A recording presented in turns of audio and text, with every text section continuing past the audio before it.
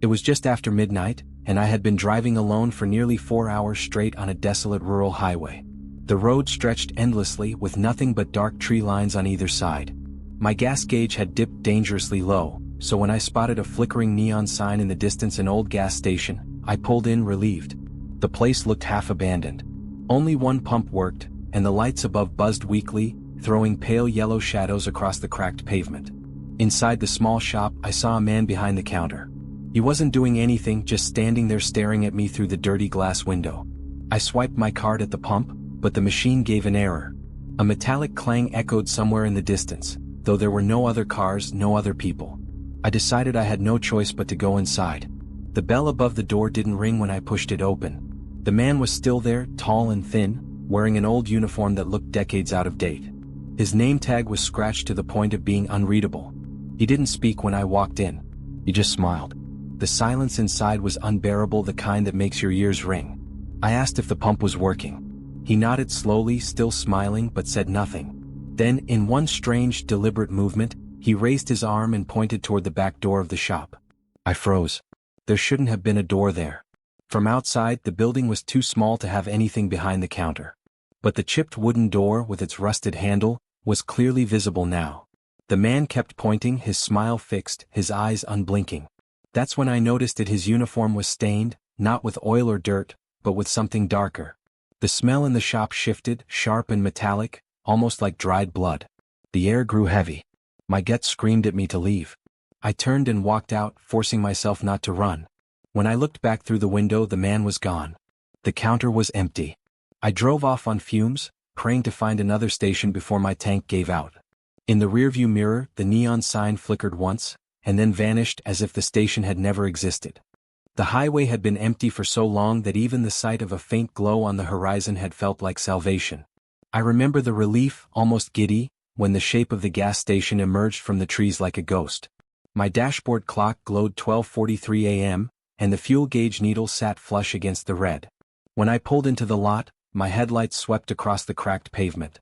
Tufts of weeds had forced their way up through broken lines of faded paint. The sign that should have read "Open" had missing letters, leaving behind nothing but an eerie pulse of neon that blinked irregularly, humming with static. The whole place looked more like a photograph from 30 years ago than something still in business. I sat there with the engine idling, debating. The silence outside was dense, no crickets, no distant engines, nothing. Only the buzz of that failing sign.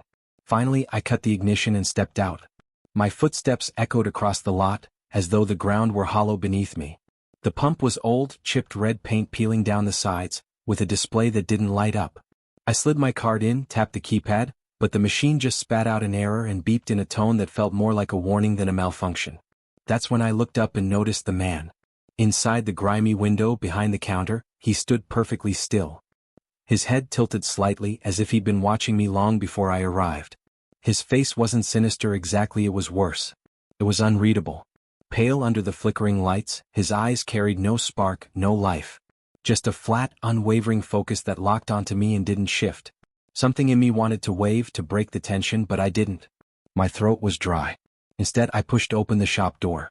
The hinges groaned like a voice forced out of sleep. No bell rang overhead. The air inside was damp, almost wet, and it smelled faintly of mildew and something sharper beneath it, like copper. The man didn't move at first. His uniform was from another time, short sleeves with a stiff collar, a faded patch sewn above his chest. The name had once been stitched there, but the fabric was frayed to threads. He finally smiled when my footsteps reached the counter, but it was a slow, unnatural smile, like he had to remind himself how to do it. I asked him about the pump, my voice sounding too loud in the stagnant air. He said nothing. Just lifted his arm and pointed past the counter toward the back of the shop. My stomach twisted. The wooden door was wrong. I swear it hadn't been there when I glanced in from outside.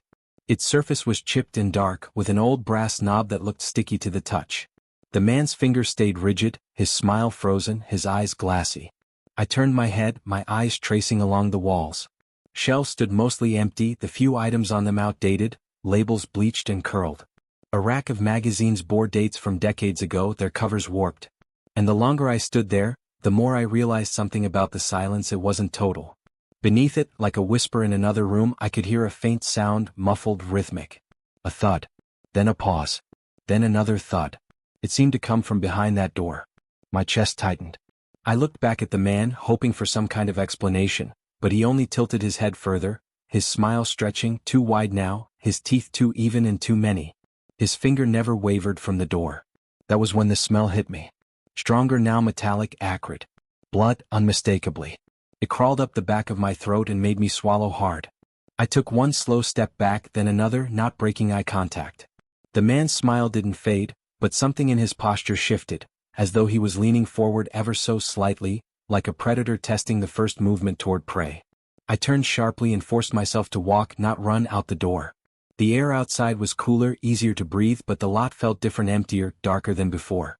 My car sat there like an anchor, my only way out, but when I glanced back through the shop's window, the man was gone. The counter was empty.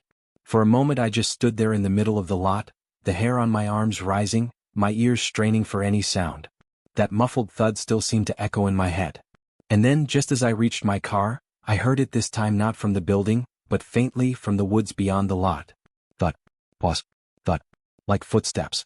My hands shook as I fumbled with the keys, the thudding from the woods coming closer, steady, deliberate.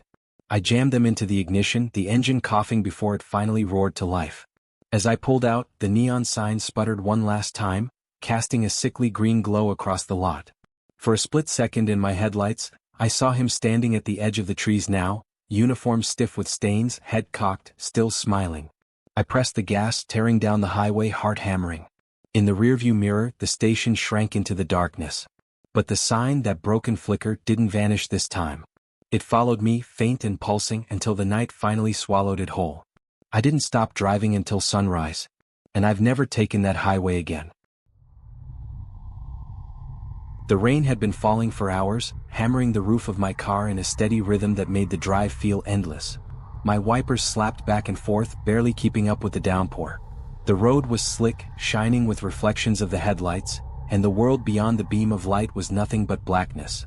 I had been driving through back roads to shave off some time, though every mile felt lonelier than the last. No traffic, no gas stations, no towns, just trees bending under the weight of the storm. It was around 2 a.m. when I saw him. At first, just a shape in the distance.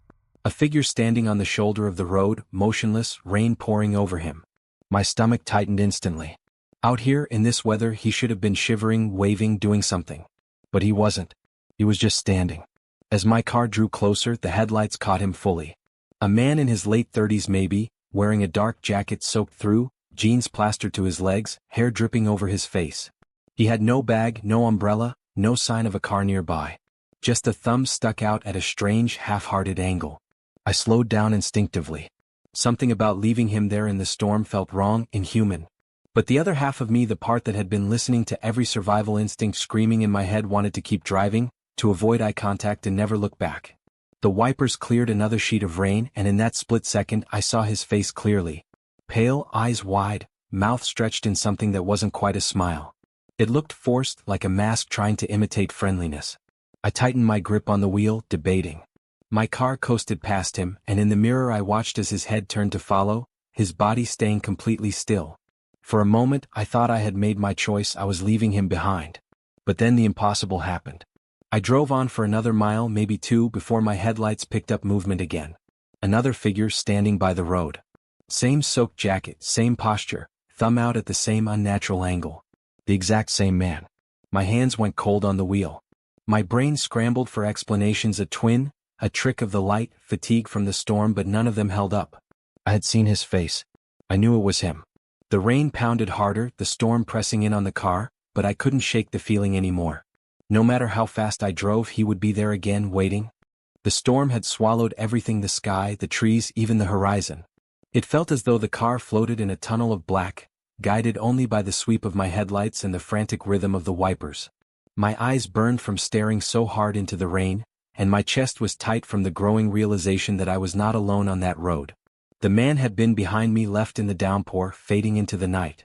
And yet here he was again, his soaked figure standing miles ahead, waiting with that same frozen expression, thumb bent at its strange, lifeless angle. I pressed harder on the gas, my tires skimming water as the speedometer climbed. The thought that kept repeating in my head was simple: don't stop. Don't stop for anything. But the rain seemed to thicken with every mile, my headlights bouncing off sheets of water like a mirror. Then I saw him again. And again.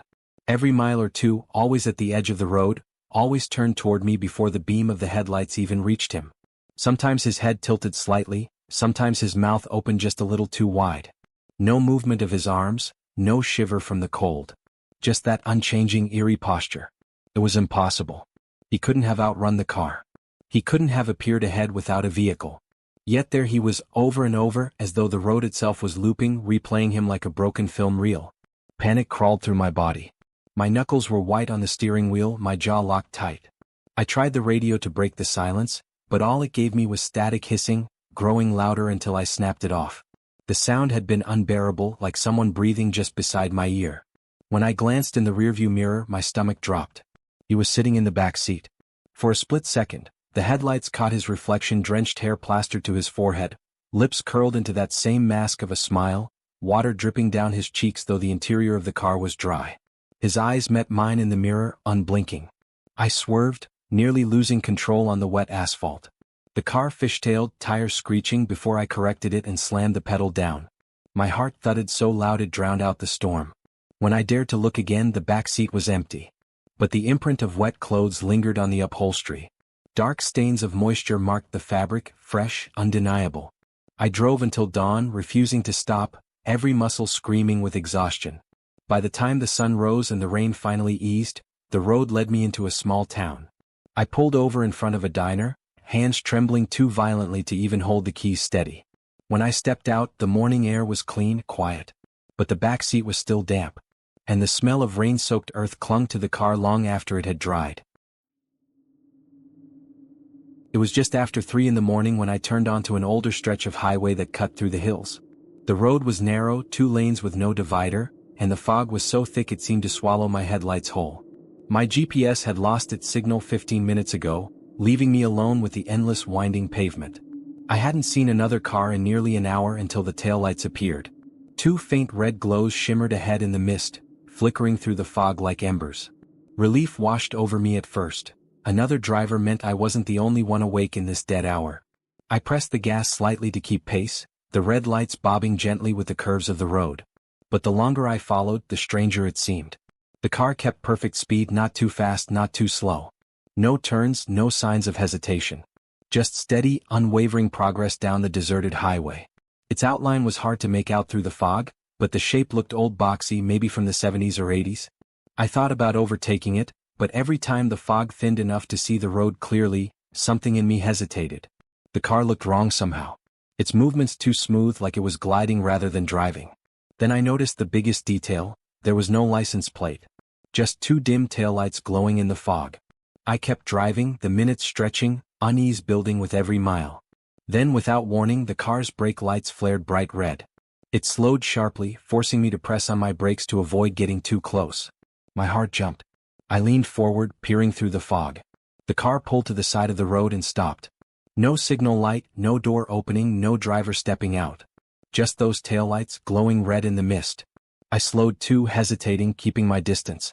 The fog swirled between us, heavy and wet, muffling every sound. I couldn't see a figure inside, not even a silhouette behind the wheel. Then, as if someone had flipped a switch, the taillights went out. The car was gone. Where it had stopped, the shoulder of the road was empty. No tires, no doors, no engine noise. Just thick fog rolling over cracked asphalt, and me sitting there staring at nothing, the sound of my own breathing loud inside the car. The fog pressed against the windshield like a living thing, swallowing the edges of the highway. My wipers dragged across the glass, squealing against the moisture, each sweep revealing nothing but a pale gray wall. The red taillights were gone, as if they had never existed. I sat there, hands locked around the steering wheel, my pulse drumming in my ears. I could still see the afterimage of those lights burned into my eyes, hovering in the mist like ghosts. My foot hovered on the brake, unwilling to release it, as if letting the car roll forward would drag me into something I wasn't supposed to see. Finally, I forced myself to move. I pressed the gas, creeping ahead, my headlights cutting across the empty shoulder where the car had stopped. Nothing. No tire marks, no skid lines, not even a wet trail where the vehicle might have idled in the rain.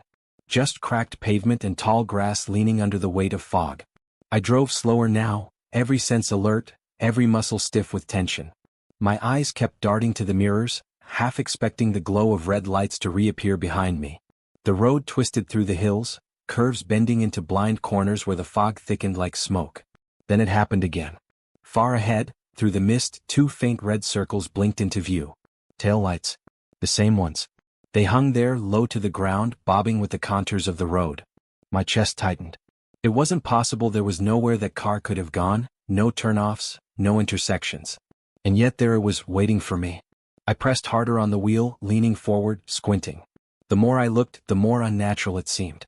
The red lights didn't waver, didn't flare with the glow of brakes or dim with acceleration. They just glowed steady like two burning coals. I told myself I would pass it. I'd press the gas, swing around, and prove to myself that it was just an old car caught in the same storm. But as I closed the distance, my stomach curdled. The car's body was clearer now, boxy, pale gray or maybe white beneath the fog. But the glass was pitch black. No reflection, no driver, no interior, just void. When I was no more than 50 yards away, the brake lights flared again, blinding red. The car slowed to a crawl, forcing me to ease off the gas. I swallowed hard, refusing to stop this time. My headlights swept closer, filling in the details, rust along the bumper, dents in the fender, paint flaking. And then the taillights went out. The car disappeared. Not faded, not rolled into the fog, gone. 1 second it was there, the next, the space in front of me was empty. My headlights illuminated only pavement and drifting mist. My skin crawled. My mind tried to insist it was the fog playing tricks, a trick of distance and tired eyes. But my body knew better. Every hair on my arms was rigid, my throat dry, a primal voice inside me screaming that I was not alone on that road. The silence became unbearable. I cracked the window, hoping for the sound of rain or wind, anything natural, but the night was still. Too still. No crickets, no distant engines, no rustle of trees. Only the low hum of my own car and the faint hiss of fog brushing the sides. That's when I heard it. A soft, dragging scrape against the roof of my car. Long and deliberate. As though fingertips or claws were tracing across the metal, moving from the back toward the windshield. The scrape rolled forward across the roof, faint but unmistakable. Metal groaned softly under the pressure, as though something heavy had leaned down from above. My chest locked up. My first instinct was to slam the gas and tear down the road, but fear pinned me in place. The sound ended just above the windshield, directly over my head, then stopped. I sat frozen, gripping the wheel so tightly my knuckles burned. My eyes flicked to the rearview mirror. The back seat was empty, just the dark outline of fabric, faintly gleaming with condensation from my breath. But the silence had changed. It was thicker now, heavier, as though the air itself was listening. Then came the sound again, this time from the trunk. A dull thump, then another, rhythmic, like someone knocking softly from inside. My heart pounded so loud I thought it might split my ribs. I pressed the gas instinctively, the car lurching forward, tires hissing against the wet asphalt. The fog swallowed everything, my headlights carving only a short tunnel through the void. I drove faster, curves whipping by in a blur, the knocking growing louder, sharper, until it sounded less like knuckles and more like fists. Then, without warning, the brake lights appeared again. They flared in the fog just 20 yards ahead, two red circles burning bright. I slammed the brakes, tires shrieking, the car fishtailing as the seatbelt locked across my chest. My headlights caught the back of the same pale, boxy car, sitting motionless in the middle of the lane. But now I was close enough to see clearly. The rear window was shattered, glass missing, and through the jagged frame I could see the interior. Empty. No seats, no driver, no dashboard. Just an endless, yawning black void where the inside of a car should have been. The brake lights flickered once, twice, then blinked out. And with them the car vanished. My own vehicle jolted as though it had passed through something solid, an icy shudder rattling the frame, every warning light on my dashboard flickering at once. For a heartbeat, the world outside the windshield was nothing but white static, like a dead television screen. Then, as suddenly as it began, the road returned. The fog had thinned. Dawn's first gray light was seeping over the hills, pale and weak, but real. The highway stretched ahead, empty, quiet. I drove into the morning, too numb to think, my body on autopilot. When I finally pulled into a diner at the edge of town, I parked and stepped out on trembling legs. The air was fresh, the storm gone. I forced myself to look at my car. The roof was streaked with long, wet smears, as if hands had dragged across it in the night. And the trunk dented inward, the paint scratched deep with lines that could only have come from the inside. I never took that road again. But sometimes, when the weather turns and the fog rolls in heavy, I catch the faint glow of two red lights in my mirrors hovering just at the edge of sight, waiting.